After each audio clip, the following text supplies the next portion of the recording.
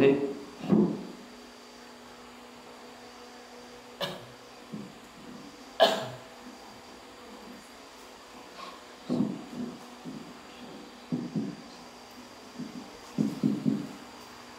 Assalamualaikum warahmatullahi wabarakatuh. Innal hamdalillahi nahmaduhu wa nasta'inuhu wa nastaghfiruh wa na'udzu billahi min shururi anfusina wa min sayyiati a'malina. Man yahdihillahu fala mudilla lahu wa man yudlil fala hadiya lahu. Wa ashhadu an la ilaha illallah wahdahu la syarika lah. Wa ashhadu anna Muhammadan abduhu wa rasuluh sallallahu alaihi wa ala alihi wa ashabihi wa man tabi'ahum bi ihsan ila yaumiddin, amma ba'du. Qala Allah jalla wa ala fi kitabihil karim: A'udzu billahi minasy syaithanir rajim. Ya ayyuhalladzina amanu taqullaha haqqa tuqatih wa la tamutunna illa wa antum muslimun. Ya ayyuhan nasu taqu rabbakumul ladzi khalaqakum min nafsin wahidah wa khalaqa minha zawjaha wa batha minhuma rijalan katsiran wa nisaa'a. Wattaqullaha alladzi tasaaluna bihi wal arham innallaha kana 'alaikum raqiba. Ya ayyuhalladzina amanu taqullaha wa qulu qawlan sadida yuslih lakum a'malakum wa yaghfir lakum dhunubakum wa may yuti'illaha wa rasulahu faqad faza fawzan 'azima. Fa inna asdaqal hadithi kitabullah wa khairul hadi hadi Muhammadin sallallahu alaihi wasallam wa syarrul umuri muhdatsatuha wa kullu muhdatsatin bid'ah wa kullu bid'atin dhalalah wa kullu dhalalatin finnar. Masyarul muslimin wa muslimat, ikhwan dan akhwat, rahimani wa rahimakumullah jami'an. Pertama dan terutama sekali tentu kita banyak-banyak bersyukur kepada Allah Subhanahu wa taala, yang mana setelah libur yang lumayan panjang 2 bulan kurang lebih, ya, kajian kita ini 2 kali pertemuan, karena memang kita kajiannya sebulan sekali, ya, pada Ahad keempat setiap bulannya insyaallah taala. Dan tidak lupa pula kita bersalawat untuk Nabi kita Muhammad sallallahu alaihi wasallam. Jemaah yang mulia, sebagaimana kita ketahui, semua kita tentu ingin tetap berada di jalan kebenaran. Masing-masing kita tentu ingin senantiasa istiqamah di atas petunjuk atau hidayah Allah Subhanahu wa taala. Bahkan tak henti-hentinya kita setiap salat dalam rakaat kita memohonkannya kepada Allah Subhanahu wa taala agar diistiqomahkan di atas jalan yang membawa kepada kebaikan dan kebahagiaan dunia dan akhirat. Dan kuncinya agar kita senantiasa istiqamah adalah kita menyibukkan diri dengan ilmu dan amal. Dengan apa? Menyibukkan diri kita dengan ilmu dan amal. Menyibukkan diri dengan ilmu berarti kita menyibukkan mengisi hari-hari kita dengan talabul ilmi, belajar. Ya. Dan inilah sumber kekokohan seseorang agar dia itu senantiasa berada pada jalan yang lurus. Karena dengan ilmu seseorang akan terang jalan pulang. Kemudian tidak sebatas berilmu saja, kita wajib mengamalkan ilmu kita. Ya, ilmu yang hukumnya wajib, maka wajib pula kita mengamalkannya. Sedangkan ilmu yang berlaku hukum-hukum sunnah, ya, sunnah yang dalam artian dalam versi ahli fikih. Namun kalau kata sunnah secara umum, apa maknanya? Apa maknanya? Sunnah secara umum atau as-sunnah.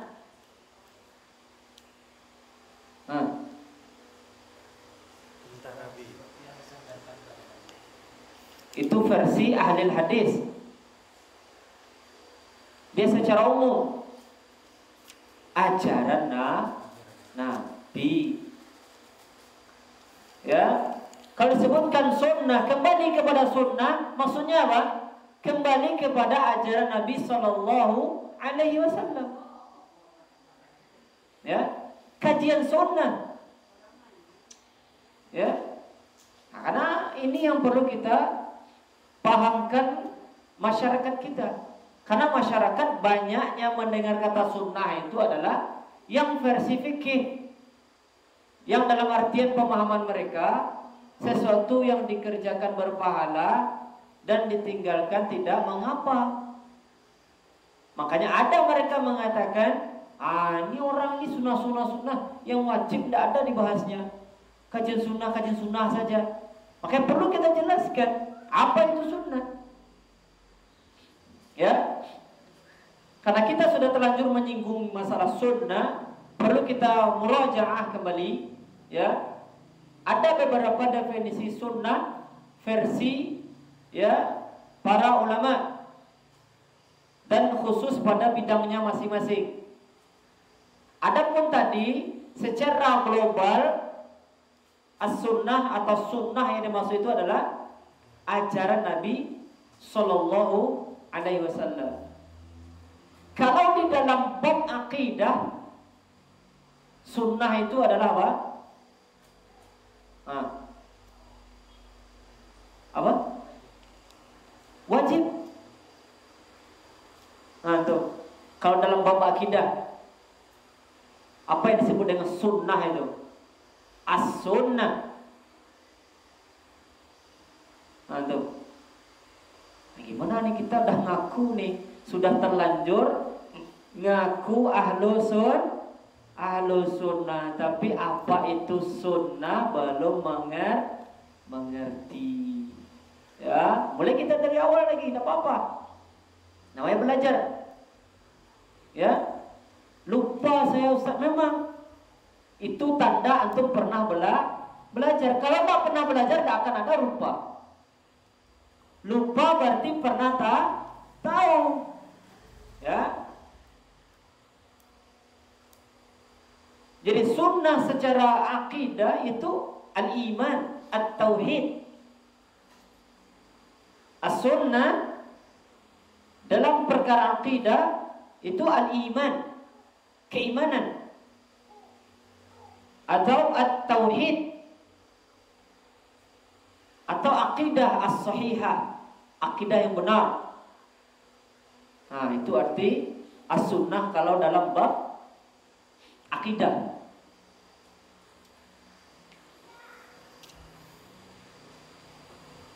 Bisa tuh ulangi? Ulangi. Biar ada ilmu yang dibawa pulang. Biasa getek tapi boneh. Kalau kaji panjang-panjang nanti tidak ada, nggak ngerti. Karena puncak pengetahuan adalah al-faham. Puncak pengetahuan adalah al-faham. Ya. Hadirnya kita kajian ini tujuan kita berharap paham. Faqih. Faqih itu artinya paham. Paham pelajaran. Paham apa yang kita telah pelajari. Nah, bab akidah apa tadi makna sunnah itu? Yaitu akidah yang sahih atau al-iman, atau itu at-tauhid dia, atau usuluddin. Sebagaimana dahulu jauh-jauh kita sudah menyampaikan nama lain dari akidah itu ada namanya usuluddin, ada as-sunnah namanya, ada nama lainnya adalah al-iman, ada at-tauhid, ada as-syari'ah, ya, ada al-i'tiqad.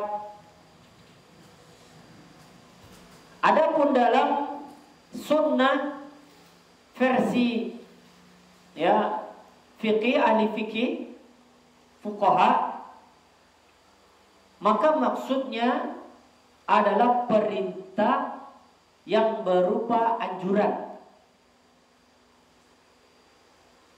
Apa arti sunnah versi ahli fikih?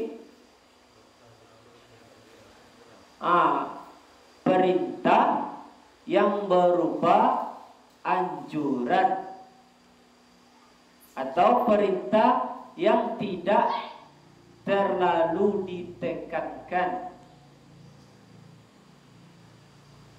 Adapun pemahaman kita selama ini, sunnah dikerjakan berpahala, ditinggalkan tidak apa-apa, itu buahnya.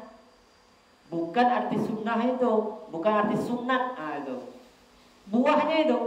Asalnya sunnah dengan wajib itu sama-sama perintah. Namun wajib itu perintah yang sangat ditekankan untuk dikerjakan. Yang efek sampingnya apa? Apabila kita tidak mengerjakannya, kita dapat sanksi, dapat dosa. Beda dengan sunat. Kalau sunat, perintah yang hanya berupa anjuran saja.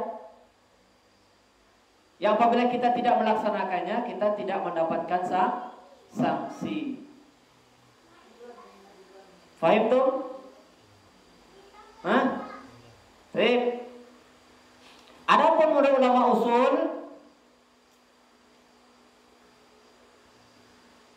usul atau versi usuliyin, sunnah itu adalah sumber hukum kedua selain Al-Quran atau di samping Al-Quran.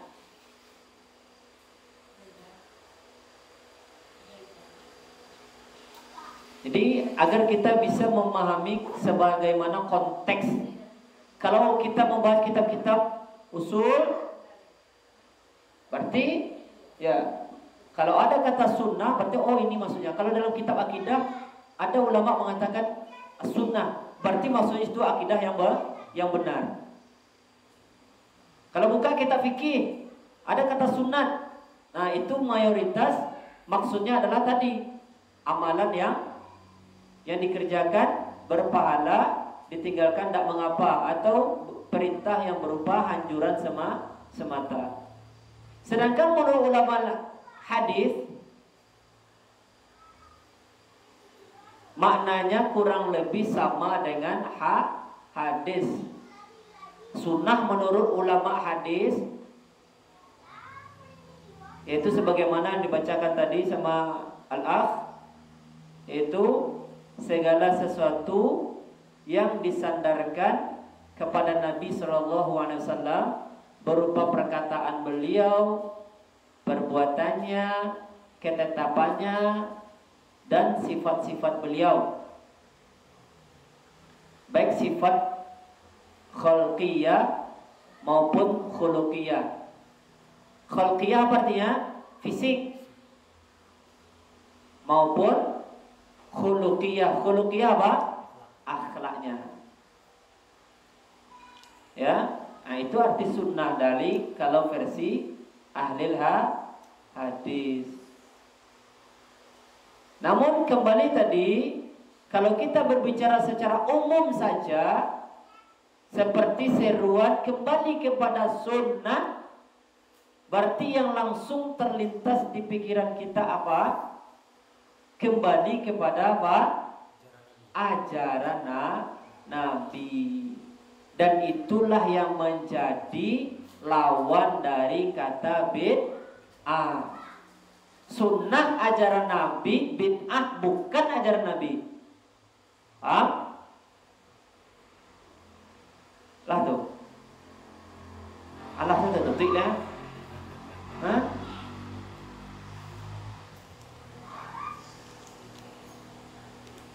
Ini karena pelajaran dasar kali. Kita udah melalang buana ada tahunan ngaji. Dan kita sudah pede. Hah? Ahlu sunnah, tapi itu aja tak tahu kita. Kayak kita kembali lagi, betul-betul belajar, betul-betul belajar dan jujur di dalam belajar. Usduq ma'allah, jujurlah kepada Allah. Antum kalau tidak jujur dalam belajar, tak akan paham-paham antum. Ya, puluhan tahun ngaji, cuma tidak ada bedanya. Makanya belajar itu betul-betul, ya. Anda tahu antum ada kesibukan yang antum cancel untuk hadir di sini. Ada mungkin pekerjaan yang ditunda, ya. Jadi jangan sampai sia-sia, ya. Dan kau bisa bawa buku catatan. Jadi kalau ditanya tidak bisa jawab, bisa buka catatan. Ya. Ini usahakan datang kajian itu bawa buku catatan. Karena kita tidak bisa seperti para a'immah, para ulama dahulu itu sekali dengar hafal dia. Tidak bisa. Karena lemahnya daya ingat kita. Dan yang paling besar pengaruhnya adalah karena banyaknya dosa-dosa kita. Ya, makanya jangan hanya mengandalkan apa? Pendengaran saja, enggak, catat. Karena mencatat itu perintah Nabi loh. Apa kata Nabi SAW? Qaidul ilma bil kitab. Ikatlah ilmu itu dengan ditulis, dicatat. Ini perintah Nabi SAW. Para sahabat dahulu setiap ada perintah, mereka tidak ada mikir-mikir ini sunnatkah, ini wajibkah, tidak. Asalkan perintah mereka kerjakan. Tidak pilih-pilih mereka. Demikian juga ada larangan mereka tinggalkan, tidak pilih. Oh ini larangannya makruh atau haram, tidak. Makanya anak harap ya untuk pertemuan selanjutnya, dan bukan dengan majelis kita ini saja. Usahakan setiap antum datang ke majelis ilmu bawa catatan. Ya, bawa catatan, nyatet. Kau tak juga bisa mencatat dengan buku atau kelupaan, bawa HP kan bisa catat di HP. Alhamdulillah. Nikmat. Dan mudah antum merujaahnya. Ngobrol-ngobrol antum di pasar sama kawan di lapau. Saya pernah dulu kemarin dengar kajian, buka catatan, ini dia, bisa tuh berdakwah, ya. Jadi anak berharap, namun jangan juga, ini besok saya tidak datang kajian nanti ditanya catatan sama ustaz, jangan kayak gitu juga, ya. Tidak seperti itu maksudnya. Artinya agar kita itu betul-betul ada yang dibawa pulang. Kita sudah capek-capek pergi mancing ke tengah laut tapi tidak bawa keranjang. Gimana ikan antum bawa-bawa? Ya. Sudah capek berburu ke tengah hutan, sudah dapat hasil buruan, kemudian tidak ada, diikat, lepas. Ya. Agar antum usaha antum di sini tidak sia-sia. Bagi cek orang awak kan, jangan sampai minyak habis sampai tidak lama. Maka usahakan ya, setiap dapat faedah tulis. Dan itu yang di-share ketika di medsos. bukan foto kajian.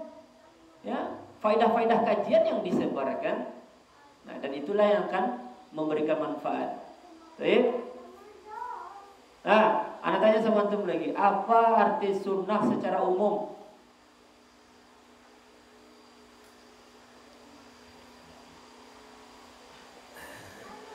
La haula wala quwwata illa billah. Belum pertemuan yang akan datang lagi. Hitungan berapa menit dari tadi Anda ngomong.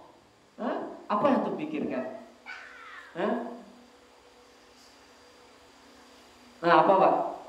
Ajaran Nabi mudah sekali. Cocok dengan lawannya. Sunnah lawannya bid'ah. Sunnah adalah ajaran Nabi, bid'ah bukan ajaran Nabi. Apa standarnya sesuatu itu ajaran Nabi? Tuh. Apa buktinya?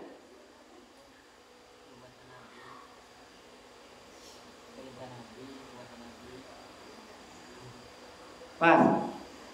Apa ada dua dia minimal tanda sesuatu itu ajaran Nabi? Tidak akan lepas dari dua ini. Yang pertama apa? Hah? Hadis. Ah, tuh. Iman, tauhid. Ah, tuh.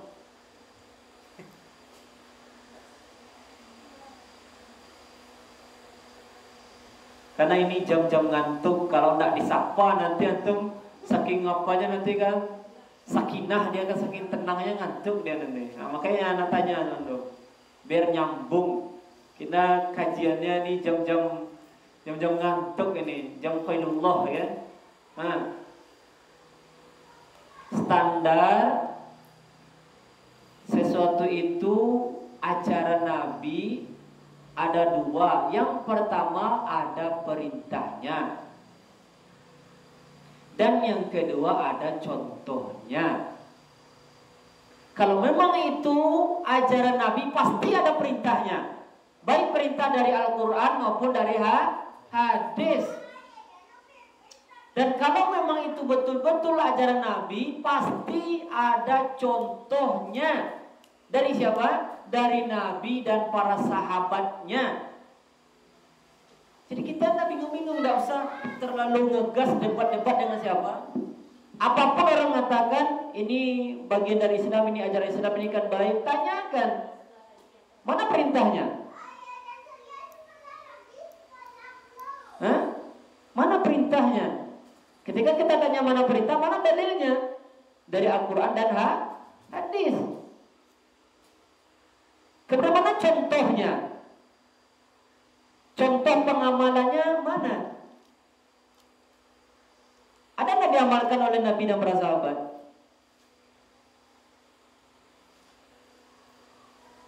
Makanya kita tanyakan kepada orang-orang yang melakukan amalan-amalan bid'ah itu. Amalan ini pernah nggak dilakukan Nabi? Atau diperintahkan nggak oleh Nabi melakukan ini? Kalau dia menjawab tidak ada, kenapa kamu lakukan? Nabi aja tidak memerintahkan, kamu lakukan. Nabi tidak mencontohkan, kamu kerjakan. Apakah kamu lebih paham tentang Islam daripada Nabi? Ah, ini kan, wah ini keras ini. Bukan keras. Memang seperti itu ngaji manhaj. Ngaji manhaj seperti itu. Itu namanya meletakkan pondasi agama. Yang namanya kita bikin pondasi, apalagi antum ingin bangunan antum tinggi bertingkat, harus pakai paku buminya bom. Seperti itu, menguatkan pondasi. Kalau tidak kuat pondasi antum, datang syubhat masuk. Datang syubhat masuk. Datang ujian langsung ambruk gitu. Tapi kalau antum pondasinya kuat, wah. Apa itu manhaj? Pernah dengar kata manhaj? Apa itu manhaj?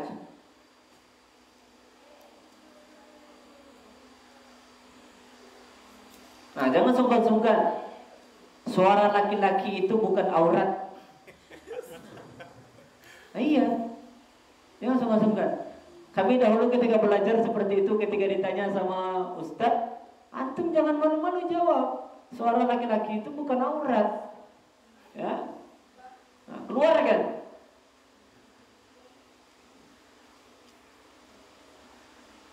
Tak tahu antum. Berarti kita belum mengerti tentang manhaj salaf lagi. Panjang kaji kita lagi. Ya. Manhaj adalah metode, cara atau sikap dalam beragama.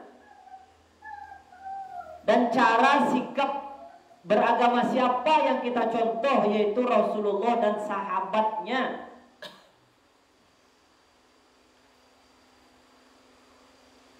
Karena mereka lah orang-orang yang telah dijamin surga oleh Allah SWT.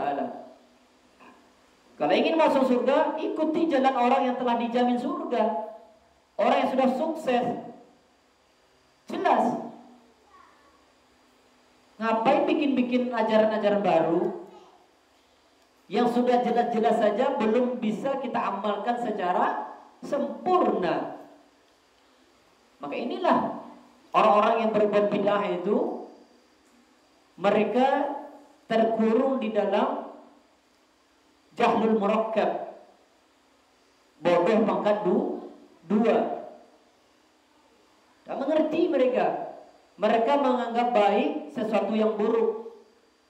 Bahkan sebaliknya, menganggap buruk sesuatu yang baik. Orang yang betul-betul mengamalkan sunnah Nabi SAW malah mereka cela, mereka musuhi, mereka tuduh sesat. Tapi sebaliknya, mereka yang jelas-jelas mengamalkan kesesatan malah mengaku paling benar. Terbalik. Ya, nah inilah kita terus belajar untuk dengan belajar akhirnya tahu. Dan kita belajar itu adalah perintah Allah dan perintah Rasulullah. Jadi tidak usah mencari motivasi yang lain-lain. Cukup kita datang kajian karena Allah yang nyuruh kita belajar. Mana dalilnya? Surat Muhammad ayat 19.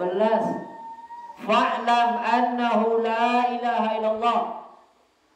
Maka berilmulah. Meskipun konteksnya kepada Nabi kita Muhammad SAW, Allah perintahkan. Bayangkan Nabi Muhammad diperintahkan untuk belajar. Padahal beliau sudah dijamin surga oleh Allah Subhanahu wa Ta'ala. Telah diampuni semua dosa-dosa beliau. Masih disuruh belajar. Apalagi kita yang dosa entah berapa banyaknya, yang belum ada kepastian bagi kita untuk masuk surga Allah Subhanahu wa Ta'ala, kok masih malas belajar? Demikian juga Allah berfirman kepada Nabi Yahya, ya Yahya, khudhil kitaba biquwwah. Wahai Yahya,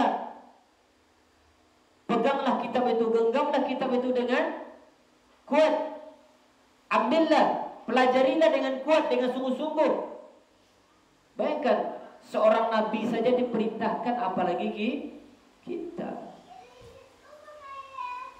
Nabi Muhammad mengatakan, talabul ilmi faridatun ala kulli muslim. Belajar itu wajib atas setiap muslim. Namun tidak semua ilmu di dalam Islam itu wajib dipelajari. Ilmu yang paling wajib dipelajari adalah apa? Tentang akidah, tentang Allah Subhanahu wa Ta'ala, tentang Rasulullah sallallahu alaihi wasallam.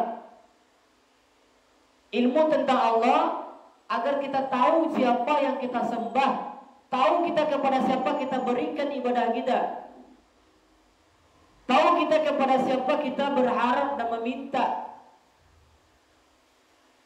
tahu kepada siapa kita gantungkan semua, ya, apa yang kita inginkan, kita minta. Tahu kita. Mengenal Rasulullah agar tahu cara beribadah. Orang yang tidak kenal dengan Rasulullah, maka dia tidak akan tahu cara beribadah.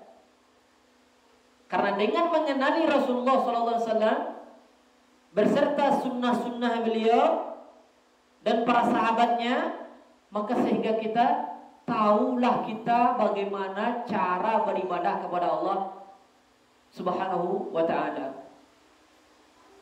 Kemudian mengenal syariat Islam, apa saja yang termasuk syariat Islam dan apa yang tidak. Dan bagaimana Islam kita itu diterima. Dan apa yang bisa mengakibatkan Islam kita rusak dan batal, keluar dari Islam. Nah, ini ilmu yang paling wajib kita pelajari. Yang tidak boleh atau berdosa setiap orang apabila dia tidak mau mempelajarinya. Makanya kata Syekh Muhammad bin Abdul Wahab di dalam kitabnya ini, beliau mengatakan setelah mengucapkan Bismillahirrahmanirrahim, di awal kitab beliau, "I'lam rahimakallah annahu yajibu alaina", wajib atas masing-masing kita. Fardu ain, berdosa kita kalau tidak mau mempelajarinya.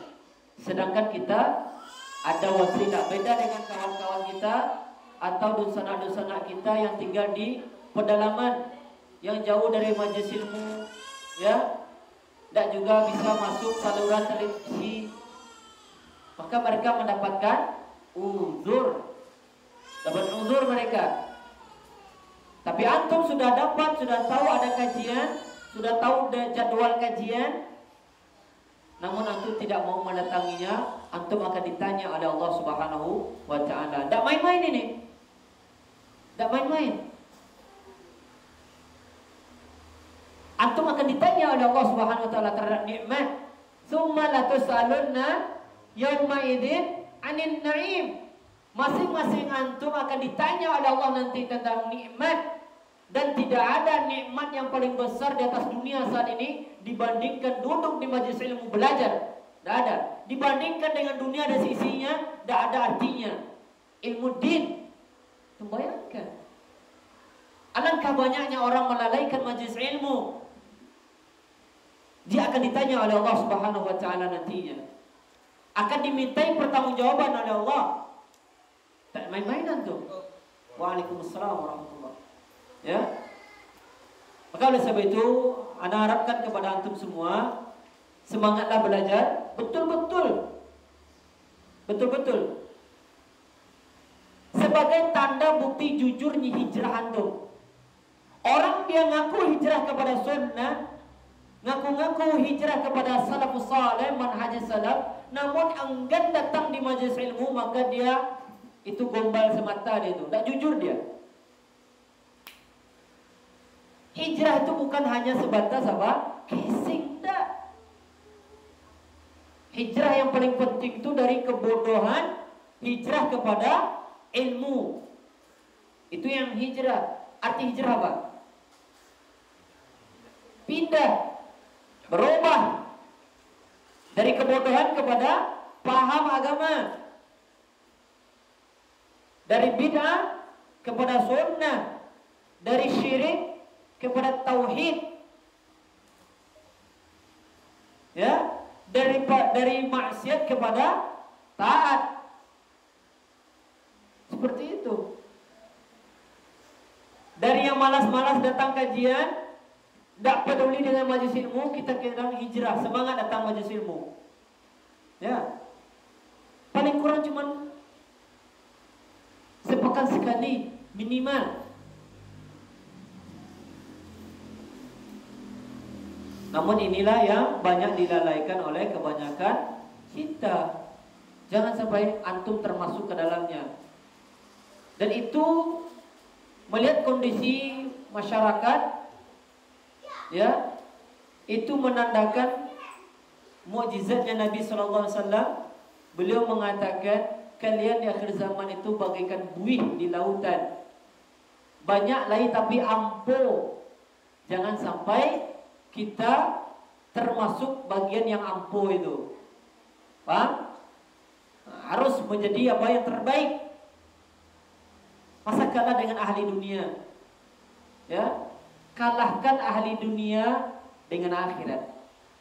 Kita tidak akan bisa menang berpacu dengan ahli dunia mencari dunia. Tidak akan menang tuh. Maka kita kalahkan mereka untuk akhirat. Biarlah dunia itu untuk mereka. untuk orang yang beriman itu surganya Allah Subhanahu wa taala. Jalan mudahnya di sini. Jalan tol menuju surga itu di sini dia. Semangat datang kajian. Kalau nggak ada uzur syar'i, jangan pernah absen. Ya, insya Allah meskipun hujan, jangan pernah absen, Ustaz. Sedangkan hujan itu sholat wajib aja boleh di rumah, Ustaz. Sholat wajib dia bisa diganti di rumah. Kalau kajian bisa tuh ganti di rumah tuh. Jangan. Inilah kelemahan-kelemahan yang terjadi di zaman sekarang. Kawan-kawan kita yang menyebabkan antum futur itu karena jauh dari ilmu. Oke, kalau ingin jujur mengikuti manhaj salaf, ciri khasnya kaum salaf itu adalah mereka sibuk dengan ilmu. Maka sibukkan diri antum dengan ilmu. Duduk di warung, jaga toko ya, baca buku, dengarkan kajian, isi hari-hari antum dengan hal-hal yang bermanfaat. Karena waktu kita singkat. Ya. Baik, apa kitab yang kita pelajari? Ya. Biasanya. Belum khatam kita lagi. Ya, lupa ya, Zat. Ada lupa kan? Usul as-salasa. Ya, itu kitab yang kita pelajari sudah beberapa pertemuan. Udah berapa pertemuan kira-kira, Ustaz? Setahun lebih. Setahun lebih ya kan? Nah, ini seharusnya ini udah separuh kita. Terakhir kita apa? Masuk kita kepada kitab lagi. Sekali lagi Anda ingatkan kepada jamaah semua, usahakan untuk pertemuan-pertemuan selanjutnya bukan hanya di majelis kita ini saja atau di majelis yang lain, bawalah catatan. Mungkin ada satu atau dua faedah yang bisa antum bubuhkan di buku catatan. Bermanfaat, tak bawa pulang. Ya. Menunggu durian jatuh banyak tapi tak bawa keranjang. Menyesal tidak? Di durian banyak jatuh hiroi, keranjang lupa tak bawa. Bagus kalau antum banyak durian antum. Sekarang masih durian sih kau kan? Iya. Nyesal antum. Di mana bor? Jangan sampai itu nanti. Setelah antum masuk ke dalam kubur, tidak ada gunanya onde-onde lagi. Kalau sekarang enak onde-onde itu ya kan? Ada saka dalamnya kan? Lama. Tapi kalau di dalam akhirat penyesalan itu tidak ada gunanya lagi. Ya. Nah, sebagai ringkasan kembali untuk penyegaran, inti kitab yang kita pelajari ini apa? 3 kunci jawaban. Sebagai kunci jawaban pertanyaan malaikat dalam kubur. Karena ada 3 pertanyaan inti diantaranya, masing-masing kita pasti akan ditanyakan tentang man rabbuka, wa ma dinuka, wa man nabiyuka, masing-masing kita. Nah, di dalam kitab ini penulis menjabarkannya. Makanya salah satu usul wa adillatuha, 3 perkara pokok dasar di dalam Islam beserta dalil-dalilnya yang berbicara tentang Allah, tentang Rasulullah, tentang agama Islam secara global. Nanti baru naik tingkatannya, dirincikan di kitab-kitab yang lain. Ya. Dan kitab ini memiliki 6 pembahasan. Pembahasan pertama berisi tentang 4 kunci bahagia dunia dan akhirat. Kalau ingin bahagia dunia dan akhirat, pahami 4 ini. Pelajari, pahami dan amalkan. Apa itu? Saripati dari surat Al-Asr. Apa itu? Yang pertama, berilmu kita. Apa yang perlu kita ilmui tentang Allah, tentang Rasulullah, tentang syariat Islam. Yang kedua, setelah berilmu ngapain lagi? Diamalkan ilmu itu. Setelah diamalkan ngapain lagi? Disebarkan atau didakwahkan, terutama kepada keluarga. Ini bagi kepala keluarga, suami atau yang calon, ya, nafkah yang paling besar yang harus antum berikan kepada anak istri antum adalah nafkah batin dan berupa ilmu din. Itu makanan jiwa itu. Jangan hanya jasadnya saja antum beri makan, namun jiwanya antum biarkan kelaparan sehingga terjadilah kemungkaran di mana-mana. Ada anak yang bunuh ayahnya, ada kakek yang menzinai cucunya. Ini jiwanya itu apa? Tidak diberi makan. Makanya makanan jiwa adalah ilmu syar'i. Dan kebutuhan kita terhadap itu lebih daripada kebutuhan kita terhadap lontong. Tahu antum lontong kan? Kalau di Siko apa namanya? Lontong ya kan? Baik. Kemudian yang keempat apa? Bersabar kita. Sabar dalam menuntut ilmu berat. Ya. Duduk nonton 5 jam bisa. Nge-game berjam-jam bisa. Duduk kajian baru duduk. Nah. Kenapa? Karena berat ujiannya. Syaitan dan kawan-kawannya tidak akan membiarkan antum begitu saja semangat belajar. Ada ujian. Syaitan dari kalangan jin dan manusia, siap, maka hati-hati kita. Kemudian kita butuh sabar di dalam beramal. Berat kadang-kadang mengamalkan itu. Butuh sabar. Apalagi di dalam berdakwah. Banyak nanti antum dicela, dicemooh, bahkan oleh keluarga sendiri. Ya, sabar. Tidak apa-apa. Dan terkadang kita butuh sabar di dalam sabar. Alamah habis sabambo, berarti dia belum sabar itu. Berarti dia butuh sabar di dalam sabarnya.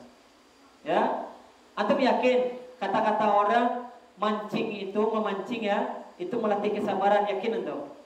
Hah? Benar itu? Kalau memang seperti itu, berarti orang yang paling penyabar di atas dunia adalah pemancing. Dan alangkah banyaknya ya suami-suami yang memancing kerjaannya marah-marah di rumahnya, betul? Berarti tidak benar. Coba orang lagi mancing itu atau lempar airnya, marah dia itu. Berarti tidak benar itu, ya. Baik. Pembahasan yang kedua dari buku yang kita pelajari ini, usahakan beli yang matannya itu ya. Ya bawa terus ketika kajian, biar nyambung. Ya, nanti itu bengong nanti. Ya, bawa murah, sampai 1 juta. Ya. Berapa Ustaz? 10.000 paling kan? Buku saku itu Usul Salasa yang sudah ada terjemahan kali. Beli. Ya, bawa setiap kajian. Di samping bawa buku catatan, bawa matannya itu. Jadi jelas kita belajar. Sekolah ini, madrasah, sekolah. Ya. Nah, perkara yang kedua atau pembahasan yang kedua dari kitab ini adalah tentang ya perintah dan larangan Allah yang paling utama. Itu ringkasannya. Katam kasarnya seperti itu, benang merahnya. Pembahasan yang kedua di dalam buku ini yaitu berbicara tentang perintah dan larangan yang paling utama dan yang paling besar. Perintah yang paling utama apa? Tauhid. Larangan yang paling besar apa? Syirik. Nah, itu dia. Nah, itu yang dibahas di risalah yang kedua. Sedangkan risalah yang ketiga berbicara tentang agama yang hanif. Ya, yaitu agamanya Nabi Ibrahim, disandarkan kepada beliau alaihi salam. Kemudian yang keempat barulah kepada risalah inti pembahasan kitab kita ini. Tentang Allah, bagaimana mengenal Allah, ya. Kemudian mengenal agama Islam, kemudian mengenal ya Nabi Muhammad sallallahu alaihi wasallam. Risalah yang kelima berbicara tentang hari kiamat atau tentang Nabi dan Rasul plus hari kiamat. Barulah pembahasan yang terakhir tentang Togut. Nah, itu kurikulum dari buku ini, ringkas. Nah, kalau tidak salah, terakhir kita sudah masuk kepada risalah yang kedua tentang pembagian atau macam-macam syirik. Nah, itu terakhir kajian kita. Dan kita singgung sedikit, ya. Kita masuk kepada risalah kedua, yang pada perkara yang ketiganya dia ada 3. Yang pertama tentang tauhid, yang kedua tentang syirik, dan yang ketiganya urgensi dari syahadat, yaitu al-wala wal bara. Pernah tuh mendengar wala wal bara? Pernah mendengar benci dan cinta karena Allah? Itu dia pembahasannya. Pembahasan yang ketiga di sini. Ya. Kata Syekh Muhammad bin Abdul Wahhab rahimahullah di dalam kitabnya, ya, Az-Zalitsah anna man ata'a ar-rasula wa wahhadallaha la yajuzu lahu muwalatu man haddallaha wa rasulahu walau kana aqraba qaribin. Artinya, perkara yang ketiga di dalam risalah yang kedua ini, sesungguhnya barang siapa yang taat kepada Rasul, itu Rasulullah SAW, dan mentauhidkan Allah Subhanahu wa Ta'ala, tak boleh baginya berloyalitas, berwala, berkasih sayang, bertolong-menolong terhadap orang-orang yang memusuhi Allah dan Rasul-Nya, walaupun mereka itu adalah karib kerabat sendiri. Ini ungkapan yang dibawakan oleh Syekh Muhammad bin Abdul Wahhab rahimahullahu ta'ala. Dan beliau membawakan dalilnya surat Al-Mujadilah ayat 22. Surat Al-Mujadilah ayat 22, Allah berfirman, La tajidu qawman yu'minuna billahi wal yawmil akhiri wadduna man haddallaha wa rasulah. Takkan kalian dapati, kata Allah, suatu kaum yang betul-betul beriman kepada Allah dan hari akhir, mereka itu berkasih sayang, berloyalitas terhadap orang-orang yang memusuhi atau menentang Allah dan Rasulnya. Tidak akan kalian kedapati, kata Allah SWT. Allah yang menafikannya. Ya. Walau kanu aba'ahum aw abna'ahum aw ikhwanahum aw ashiratahum.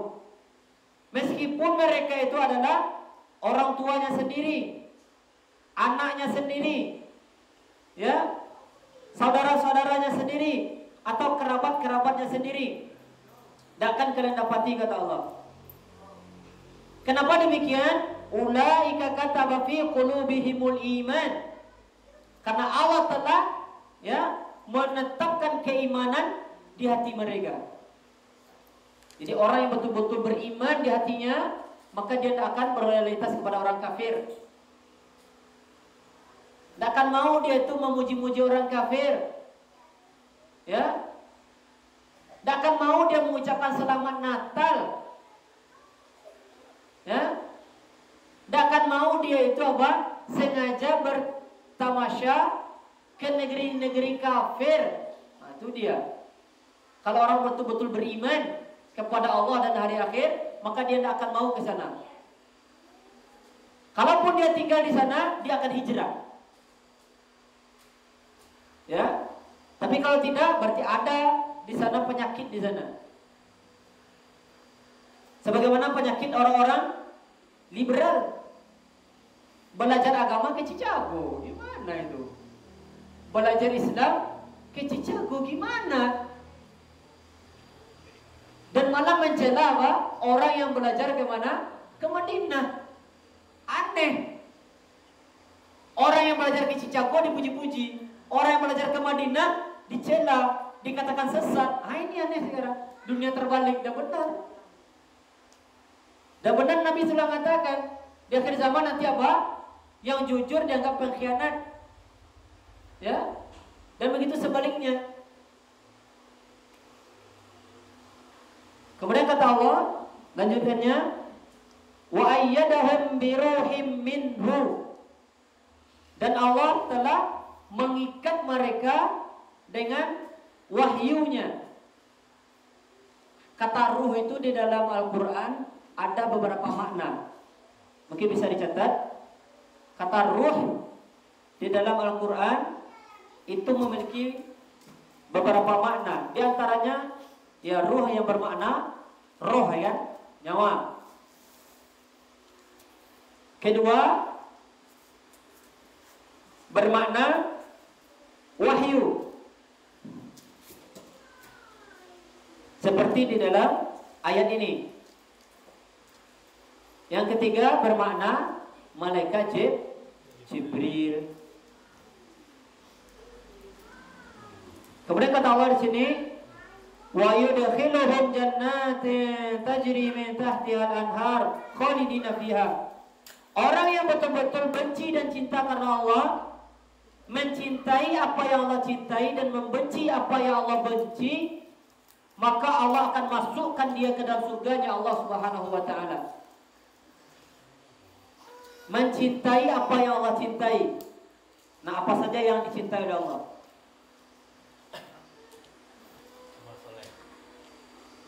Berarti ketika ya antum melakukan amal soleh, itu bisa mendatangkan kecintaan Allah Subhanahu wa taala. Kemudian membenci kemaksiatan. Demikian juga Allah dan Rasulnya membenci ahli bid'ah tidak? Membenci ahli syirik tidak? Hah? Tapi kenapa masih berkawan-kawan dengan ahli bid'ah?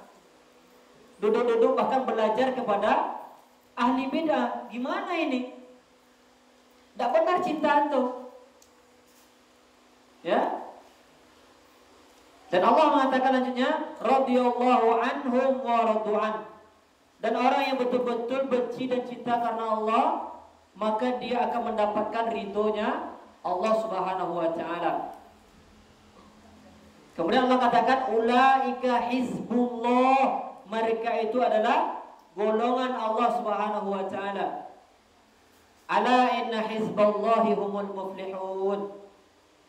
Dan orang-orang ya yang masuk golongan Allah lah, itulah orang-orang yang beruntung.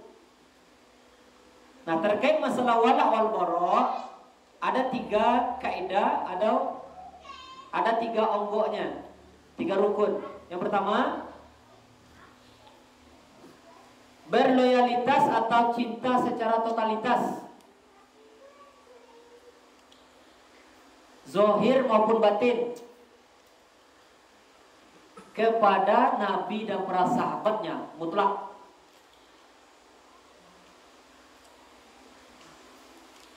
Yang pertama, mendudukkan wala wal bara, benci dan cinta karena Allah. Yang pertama, kita berikan cinta kita, loyal kita, ya, pembelaan kita secara totalitas, yaitu hanya kepada Nabi dan para sahabatnya.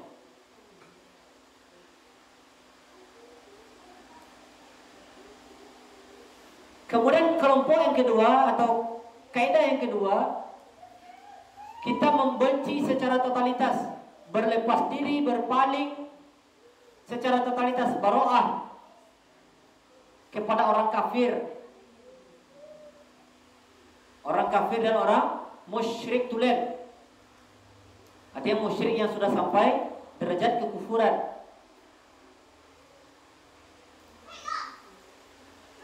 Kita tampakkan permusuhan kita, kebencian kita kepada mereka. Ya, tidak boleh berkasih sayang. Ya, mencintainya dengan hati, tidak boleh. Adapun kalau keluarga ada yang ini masih boleh kita berlaku apa? Berlaku baik, bermuamalah dengan baik. Dan kepada orang kafir pun ada perinciannya sikap kita itu. Kepada kafir yang di dalam penjagaan pemerintah kita, maka tidak boleh diganggu, tidak boleh diperangi. Yang boleh kita perangi adalah orang-orang kafir yang memerangi orang Islam, yang disebut dengan kafir harbi. Ya, paham ya? Kemudian yang ketiga, benci di satu sisi dan cinta di sisi yang lain. Secara zahir kita membencinya, sedangkan secara batin kita tetap mencintainya, yaitu kepada kaum muslimin yang jatuh ke dalam kesalahan. Kita berikan loyal kita karena dia masih muslim, dia masih ahlu sunnah. Namun kita jangan menutup mata dari kekeliruannya. Kita ingatkan, kita bantah, kita nasihati. Tidak boleh ditinggalkan. Sekarang kan tidak. Ada orang tergelincir, dicampakkannya, tidak mau disapa lagi, ditinggalkannya habis. Tidak boleh. Dia bukan orang kafir. Paham? Nah, yang di bab yang ketiga ini banyak orang yang tidak bisa mendudukkannya dengan baik. Cinta di satu sisi dan benci di sisi yang lain. Kalau ada pelaku-pelaku maksiat atau ahli bid'ah yang tidak sampai ke kufuran mutlak, dia itu meninggal, maka boleh kita doakan, kita solatkan. Itu haknya. Secara zahir dia Islam, kita menghukumi secara zahir. Tetapi apa? Kita tetap berlepas diri dari bid'ah yang dia lakukan. Dan kita peringati orang dari kesesatan dia, agar jangan sampai dia itu mendapatkan dosa jariah. Nah, begitulah. Dan mengingatkannya itu dalam bahasa Arab namanya tahdzir. Jadi sekarang banyak orang alergi dengan masalah tahdzir. Jangan, itu istilah syariat itu. Tidak boleh antum alergi, tidak boleh benci.